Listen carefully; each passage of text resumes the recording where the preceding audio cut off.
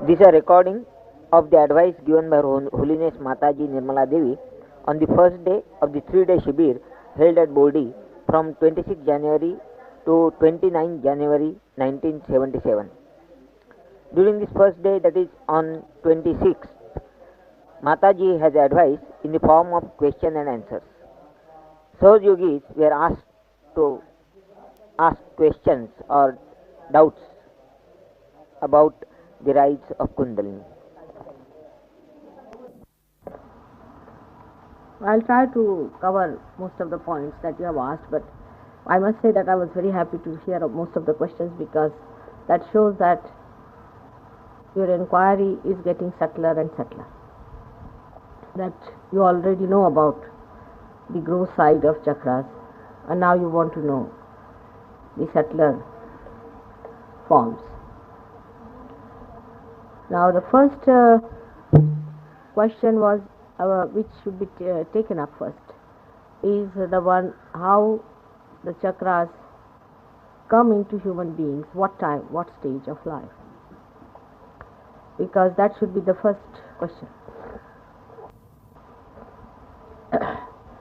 This question is something like if you ask what time a primule comes into the being of a seed, is something like that.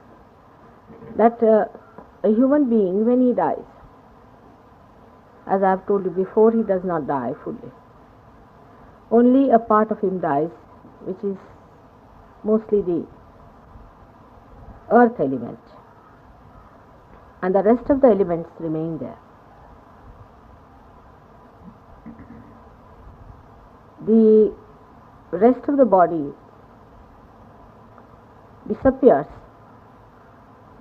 and we can't see it because it is not a complete human form. It goes on decreasing in size, and the Kundalini leaves the body and stays outside the body. And the Atma, what we call the spirit, also leaves the body and stays outside the body, which is the remaining body. The constitution of this new body is different from our constitution. We can say a light that is extinguished has all the body except for the light, but the light goes out of that body. In the same way, in a human being who dies, the spirit and the Kundalini leave the body, but they are around that body.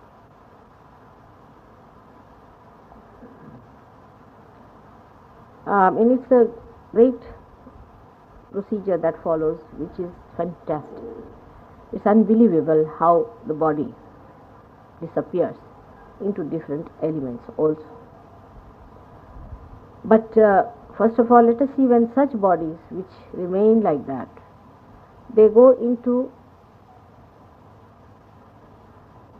what you call the Pretalok. There they become seeds, or they can become smaller and smaller and smaller, till one body forms, a ova and a, which you know as a sperm. In one body it is formed. I don't know if you have seen the division of chromosomes, how it takes place. It's a complete division. If the chromosome is like that, it's a complete vertical division and a complete separation takes place. That is why marriages and selection of partners, all these have a great place. For ordinary bodies, it does not matter. For the divine, they take place in such a manner that there can be at random connections established. For example, a ova of one may combine with the sperm of another. It happens at a very lower stage of evolution. Among human beings also it happens like that. For some people who are just not very evolved, we can say. But mostly the ova rejects the sperms. It only accepts that sperm which is meant to be accepted. Now it is such a minute work, it is so fantastic that it is unbelievable. We have no idea as to how God works out. It's absolutely tremendous that even the ova goes on rejecting the sperm that is not the second part of itself. And that's how so many sperms are wasted and so many ovas are wasted. So you can imagine that there is a tremendous machinery which is working out this.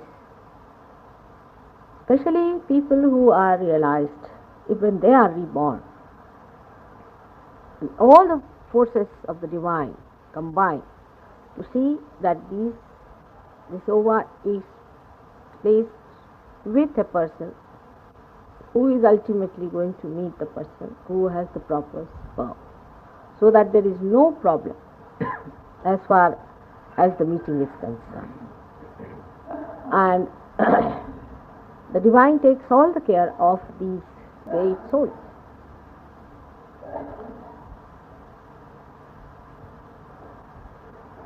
The work of the divine is very, very fantastic, and it is beyond human conception to understand how the awareness of God can look after all the minute small things of the world. You cannot do even a small thing like attaching this to this one unless until you pay some human attention. So you can imagine the attention of God who invades so many seeds in this Mother Earth and gives you such huge big trees. I mean, we have taken them for granted, but if you watch, you will feel the fantastic dynamic force behind it, which thinks it, which does it so perfect. But we think that it is all automatic, and that's how we can bear it. And that's how we can bear Sahaj Yoga, also thinking that it is all automatic. The second question is, when did the chakras then are in the body embedded? They exist in the body and they go on existing. Of course, they get corrected every time the body takes birth and goes into a new seat. And the Kundalini also. Every birth you are born is watching as to what you are doing, how your chakras are developing, how it is working out. And through the method of balancing you or parasympathetic system, or you can call universal unconscious, the chakras are brought to its proper shape and to its proper condition by evolution. A man makes mistakes, he makes searches, he searches from one place to another. For example, he may start search in money, then he starts his search in power, then he starts his search in love, the carnal love, or he may start his search in some emotional expressions, then in art and all those things. Ultimately, he finds that the search has not been all right because he has not been able to achieve any state of joyous existence. And with his search, these chakras go on evolving and understanding. Now we have to know that these chakras are absolutely living entities, because when a person is supposed to be dead, that time all the deities are not in the working state. But the living man has the chakras which has got the deities which work out the different functions of the chakras. It's a very, very subtle working, and these can be called as the reflecting mirrors at different levels of our awareness, where the deities which are placed in the primordial being, the Virata, are reflected. And they, once awakened, start working out the plans of the divine. In some of the human beings, when they are searching these chakras, find that the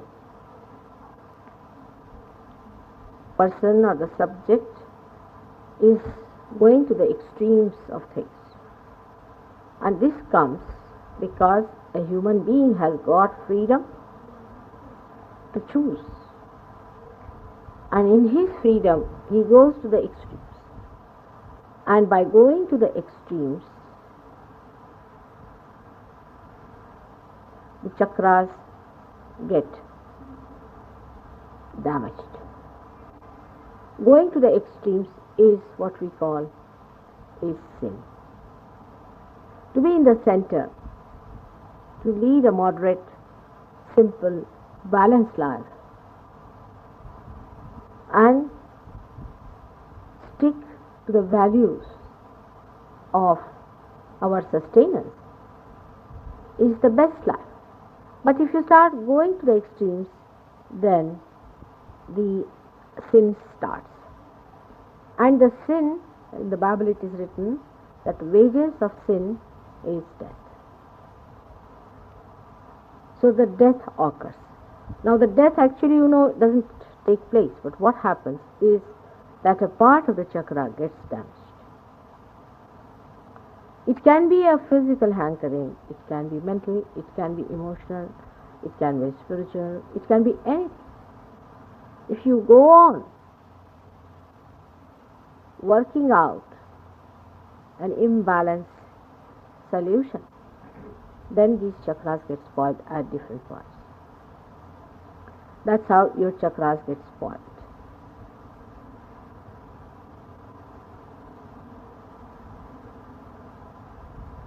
The chakras are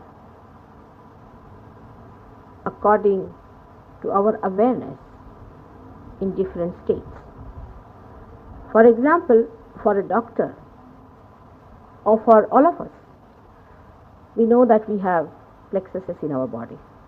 We know we have different plexuses.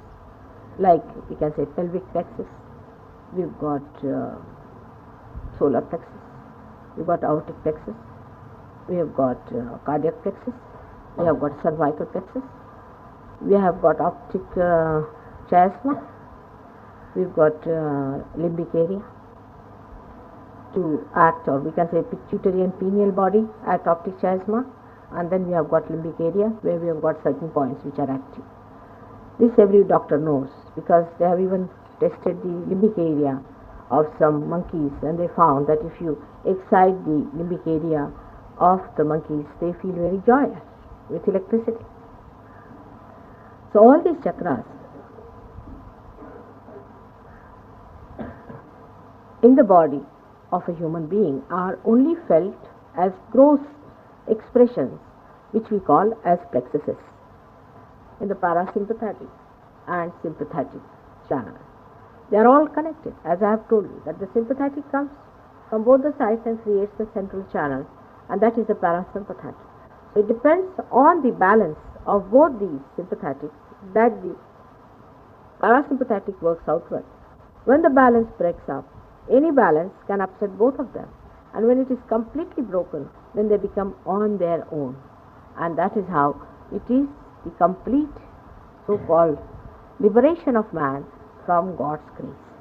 Once he is completely liberated from that grace, he starts falling into the state of, as we call them, Rakshasas. He goes to hell. He goes to the other kind of awareness where there is no feeling, no consciousness of conscience. He doesn't think twice. He can kill 100 people without even feeling bad about it.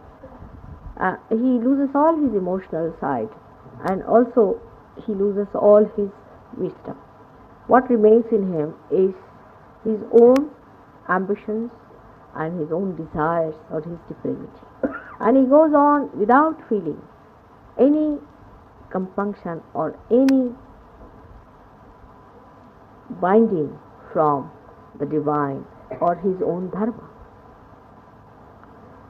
So these chakras are very important for us because, first of all, they give us the balance for our everyday existence.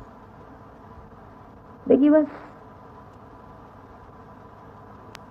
God, and we can think of subtle things and abstract things. This all comes through the help of the chakras.